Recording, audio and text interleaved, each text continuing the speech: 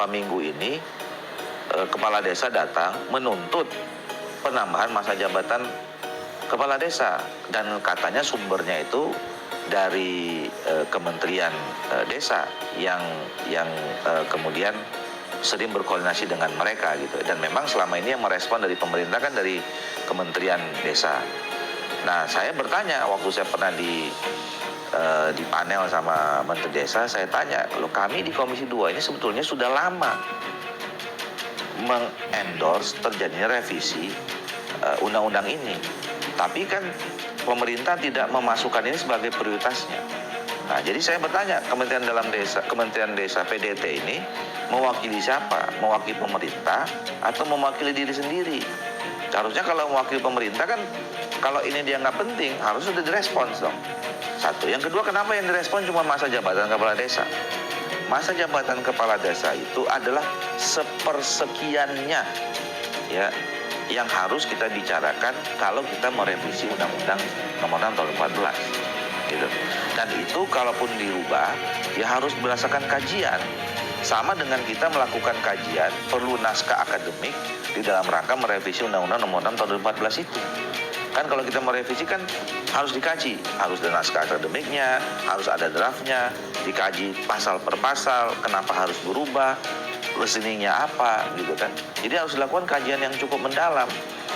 Itu yang saya katakan, jangan-jangan nanti kesimpulannya nggak 9 tahun, bisa 10 tahun, bisa 3 tahun, bisa 5 tahun, gitu. Jadi kita jangan bicara itunya dulu, kita masuk dulu ke kajiannya. Kajian yang lebih komprehensif, pentingnya membangun sistem baru di dalam pembangunan desa.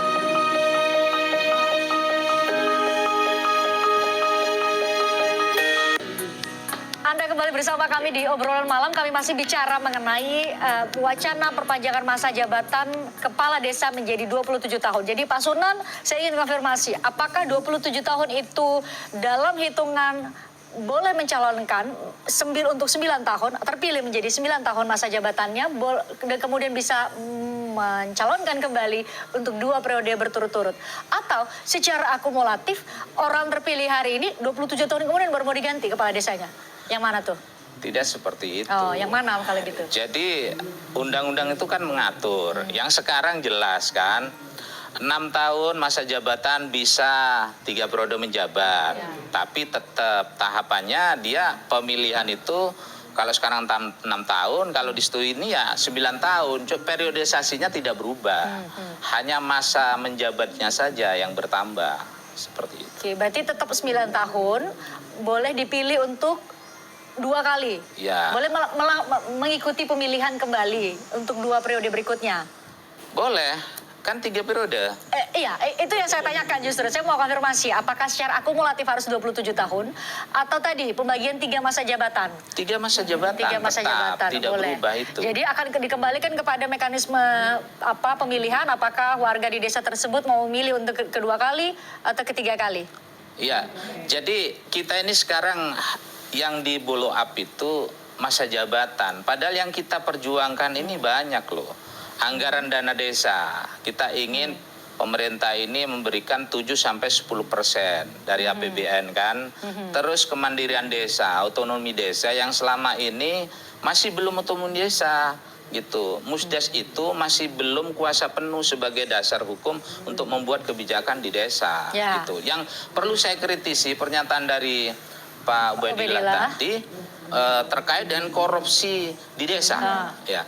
Nah, kita agak sedikit ini berdegup kencang ini kan. Kenapa ketika emang? Beliau bilang tadi bahwa kalau KPK mau mempreser seluruh kepala desa ini bisa dipenjara semua. Ini kan sebenarnya kurang etis ya untuk disampaikan. Jadi kalau kita lihat data ya kan, dari 74.956 desa hanya 680 kepala desa. Dalam ukuran korupsi tidak boleh pakai hanya 0,9 Rp1 pun uang negara tidak boleh dikorupsi, Pak. Oke, saya sepakat itu. Saya sepakat itu. Tapi kita tidak boleh menjustifikasi bahwa ini sudah force majeure, gitu loh.